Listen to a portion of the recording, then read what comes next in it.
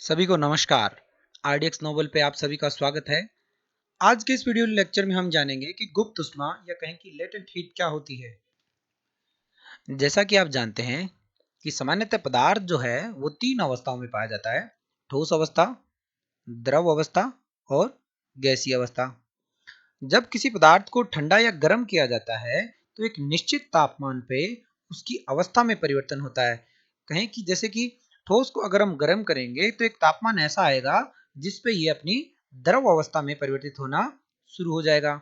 अगर हम द्रव को ठंडा करें तो उसमें भी क्या होगा कि एक तापमान ऐसा आएगा जिस पे ये क्या है अपनी अवस्था में परिवर्तित होकर ठोस में बदलना शुरू हो जाएगा।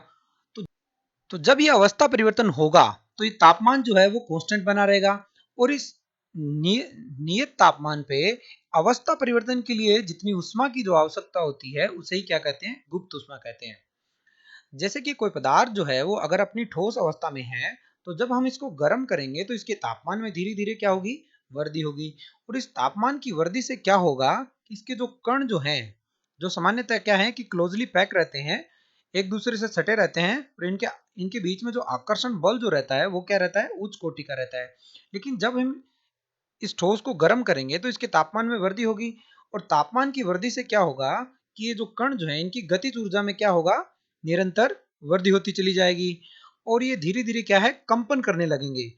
और अगर हम तापमान में वृद्धि को जारी रखते हैं, एक स्थिति ऐसी आएगी जब ये गतिज ऊर्जा जो है वो इतनी ज्यादा हो जाएगी कि जो आकर्षण बल की जो सीमा है इसको पार कर जाएगी और ये जो कण जो है वो एक दूसरे से क्या हो जाएंगे, मुक्त हो जाएंगे और अपने दूसरी अवस्था में परिवर्तित हो जाएंगे। यानी जैसे कि ठोस है तो वो अपने द्रव अवस्था में क्या हो जाएगा, परिवर्तित हो जाएगा। जब हम किसी पदार्थ को गर्म करते हैं तो आप ध्यान से देखना कि शुरुआत के समय में तो क्या होगा, उसका तापमान बढ़ेगा। जब हम किसी पदार्थ को गर्म करते हैं तो शुरुआत के समय में तो उसका तापमान बढ़ता है, लेकिन एक निश्चित तापमान पे जाकर के अगर फिर भी अगर हम उसको गर्म करें तो उसके तापमान में वृद्धि जो है वो क्या है, रुक जाती है। और इस इस तापमान पे क्या होता है कि अगर हम इससे आगे भी अगर इसको गर्म करना जारी रखते हैं तो इसकी अवस्था में परिवर्तन होना शुरू हो जाता है। यानी यहां से तापमान में वृद्धि जो है वो रुक जाती है और अवस्था परिवर्तन की घटना शुरू हो जाती है। तो शुरुआत में जो हम उष्मा इसको दे रहे थे, यानी इसको जो गर्म कर रहे थे, तो हमें उष्मा जो है वो बढ़ते हुए तापमान के रूप में स्पष्ट रूप से दिखाई पड़ रही है कि इसका तापमान धीरे धीरे बढ़ रहा है। लेकिन जैसे ही एक निश्चित तापमान आएगा जिस पे ये पदार्थ जो है अपनी दूसरी अवस्था में परिवर्तित होना शुरू हो जाता है, तो उसके बाद इसके तापमान में वृद्धि क्या हो जाती है, बंद हो जाती है। तो अब जो भी हम उसको उष्मा जो देंगे जिसकी वजह से इसके अवस्था में परिवर्तन होगा उसी को क्या कहेंगे, गुप्त उष्मा कहेंगे। ग्राफ की सहायता से जानने की कोशिश करते हैं कि गुप्त उष्मा क्या होती है। देखिए, जैसे कि आप यहाँ पे देख पा रहे हो कि जो ठोस जो रहता है उसके जो कण जो रहते हैं वो पास पास में रहते हैं और इनके कणों के अंदर जो आकर्षण बल जो रहता है वो उच्च कोटि का रहता है। ये बात मैं आपको पहले भी बता चुका हूं। तो जब हम इसको गर्म करेंगे किसी पदार्थ को तो उसके तापमान में क्या है, धीरे धीरे वृद्धि होगी। मान लीजिए कि ये बर्फ है, तो शुरुआत में मान लेते हैं कि इसका तापमान जो है वो -4 डिग्री है। जब हम इसको गर्म करेंगे तो धीरे धीरे इसका तापमान क्या है, बढ़ने लगेगा। यानी शुरुआत में जो हम इसको हीट जो दे रहे हैं वो हमें बढ़ते हुए तापमान के रूप में दिखाई देगी। लेकिन जैसे ही तापमान 0 डिग्री पे पहुंचेगा, और ये 0 डिग्री क्या है, बर्फ के पिघलने का बिंदु है, यानी ये इसका गलनांक है। तो जैसे ही 0 डिग्री पे तापमान पहुंचेगा और अभी भी अगर हम इसको गर्म करना जारी रखते हैं तो जो अब हम जो इसको जो उष्मा देंगे वो उष्मा क्या है, वो अवस्था परिवर्तन में यूज हो जाएगी। यानी जो इसके बीच कणों के बीच में जो आकर्षण बल जो है उनको वशीभूत करने के लिए ये उष्मा उपयोग में आ जाएगी। यानी इस स्टेज पे उष्मा देने से भी तापमान में क्या है, कोई वृद्धि नहीं होगी। यानी कहें कि जो शुरुआत में जो तापमान में वृद्धि जो हमें दिख रही थी, यानी उष्मा हमें तापमान की वृद्धि के रूप में दिखाई दे रही थी, अब वो कहीं इस अवस्था परिवर्तन की प्रोसेस में क्या है, छुप गई है। इसीलिए इसे गुप्त उष्मा कहते हैं या फिर कहें कि छुपी हुई उष्मा, जिसे इंग्लिश में कहते हैं लेटेंट हीट। तो जब तक ये पदार्थ पूर्ण रूप से अपनी दूसरी अवस्था में परिवर्तित नहीं हो जाता तभी तक ये तापमान यही बना रहेगा। यानी बर्फ जो है वो पिघल के जब तक पूर्ण रूप से पानी ना बन जाए तब तक इसका तापमान 0 डिग्री ही बना रहेगा। और 0 डिग्री जो पानी जो होगा उसका तापमान भी यही होगा 0 डिग्री। लेकिन यहाँ पे हम गुप्त उष्मा की बात करें तो बर्फ 0 डिग्री तापमान पे बर्फ की जो गुप्त उष्मा है उससे पानी जिसका तापमान भी क्या है 0 डिग्री है उसकी गुप्त उष्मा क्या होगी ज्यादा होगी। और अगर अभी भी हम इसको गर्म करना जारी रखते हैं तो ये पानी का तापमान जो है वो धीरे धीरे बढ़ने लगेगा। यानी अब जो हम इसको उष्मा जो दे रहे हैं वो हमें बढ़ते हुए तापमान के रूप में क्या है नजर आएगी। लेकिन जैसे ही तापमान 100 डिग्री पे पहुंचेगा, और ये 100 डिग्री क्या है, ये पानी का बॉइलिंग पॉइंट है यानी क्वथनांक है। तो जब पानी का तापमान 100 डिग्री हो जाएगा तो अभी भी अगर हम इसको उष्मा देना जारी रखते हैं यानी इसको गर्म करना जारी रखते हैं तो इसके तापमान में कोई वृद्धि नहीं होगी। अब जो भी हम इसको उष्मा देंगे वो क्या है कि इसकी अवस्था परिवर्तन के रूप में उपयोग में आ जाएगी, यानी इसकी अवस्था परिवर्तन में काम में ले ली जाएगी। तो हमें ये जो तापमान में वृद्धि जो दिख रही थी, जैसे जैसे हम इसको उष्मा दे रहे थे तो जो हमें उष्मा तापमान की वृद्धि के रूप में दिखाई दे रही थी, ये इस स्टेज पे आकर के फिर से क्या हो जाएगा, हमें दिखना बंद हो जाएगी। यानी एक तरीके से फिर से इस स्टेज पे ये उष्मा क्या है, छुप जाएगी। यानी यहाँ पे जो गुप्त उष्मा रहेगी उसे कहेंगे हम वाष्पन की गुप्त उष्मा।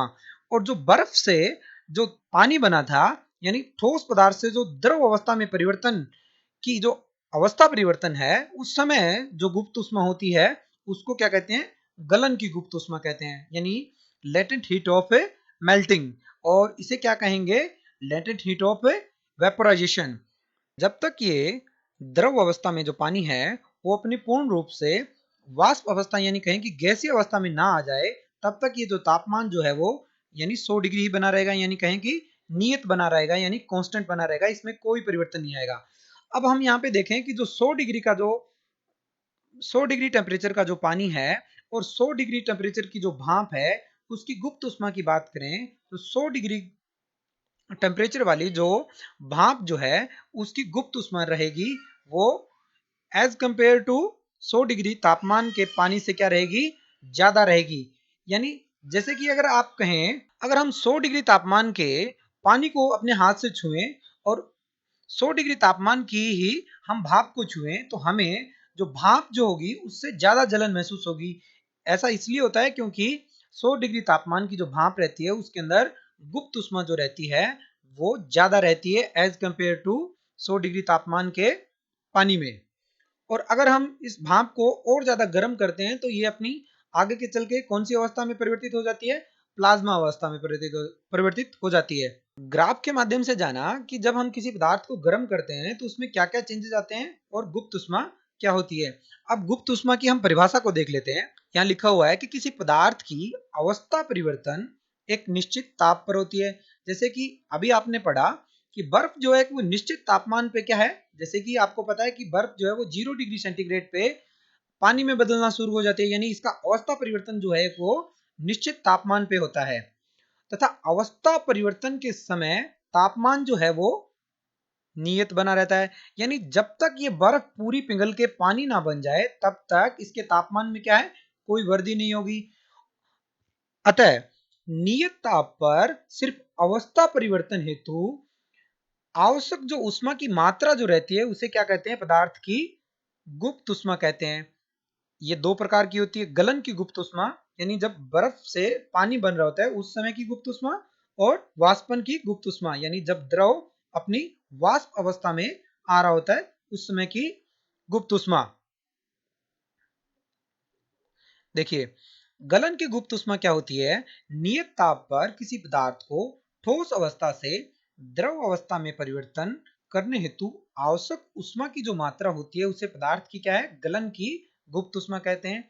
इसे हम अन्य एक परिभाषा से भी बता सकते हैं, जैसे कि एक एटमॉस्फेरिक प्रेशर पे यानी एक वायुमंडलीय दाब पर यदि 1 किलोग्राम ठोस को उसके गलनांक पर द्रव अवस्था में बदलने के लिए जितनी उष्मा की आवश्यकता होती है उसे गलन की क्या कहते हैं, गुप्त उष्मा या कहें कि प्रसुप्त उष्मा कहते हैं, जिसे दूसरे शब्दों में एंथैल्पी भी कहते हैं। देखिए कि वाष्पन की गुप्त उष्मा क्या होती है, नियत ताप पर किसी पदार्थ को द्रव से गैस अवस्था में परिवर्तित करने हेतु आवश्यक उष्मा की जो मात्रा है उसे क्या कहेंगे? पदार्थ की वाष्पन की गुप्त उष्मा कहेंगे। इसे हम दूसरे शब्दों में कहें तो क्या है कि जब हम एक एटमॉस्फेरिक प्रेशर यानी एक वायुमंडलीय दाब पर 1 किलोग्राम द्रव को उसके क्वथनांक यानी बॉइलिंग पॉइंट पर वाष्प में बदलने के लिए जितनी उसमें ऊर्जा की आवश्यकता होती है उसे वाष्पन की प्रसुप्त उष्मा या कहें कि गुप्त उष्मा कहते हैं। तो अभी हमने इस वीडियो लेक्चर के माध्यम से जाना कि गुप्त उष्मा क्या होती है। ऐसे ही हम साइंस के जो छोटे छोटे फैक्ट जो हैं उनको समय के साथ जानते रहेंगे। तो थैंक यू फॉर वॉचिंग। मिलते हैं नेक्स्ट वीडियो में नए टॉपिक के साथ। धन्यवाद।